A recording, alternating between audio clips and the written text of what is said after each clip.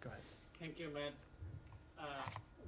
Just before the G20, Russian Foreign Minister Lavrov visited Bangladesh, and in Dhaka, he said Moscow would prevent any attempt to establish dictates and interference by the US in this region. And ruling Prime Minister Sheikh Hasina also accused US, as she said that US, in the name of Indo-Pacific strategy, they wants to come here and gain control over the region. So what is your response and what is your position, the Indo-Pacific strategy? I would say with respect to Russia, a country that has invaded two of its neighbors, is prosecuting an aggressive war where it bombs schools and hospitals and apartment buildings on a daily basis, should not be talking about any other country imposing dictates.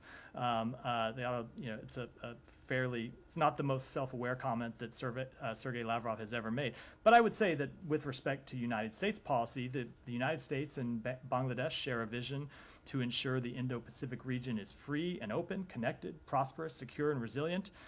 That's the intent of our Indo-Pacific strategy, and that is our position.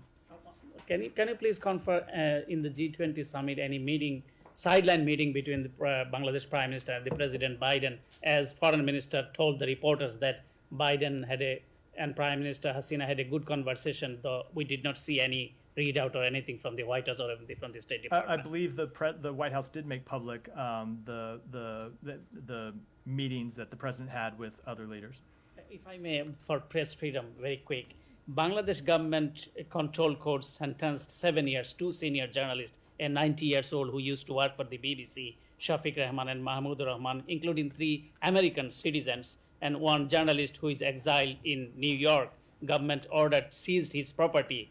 Journalist name Ilyas Hussain. So what is your comment? The government is harassing journalists and reporters and the senior editors. We believe, as we've said on a number of occasions, that journalists play an essential role in any democracy. Their work uncovers corruption, safeguards the public's right to know information that affects their lives. They need to be able to make the public aware of the issues that they face in their daily lives. They need to ensure accountability for elected officials, the way that you all show up and ensure accountability for what I say here every day.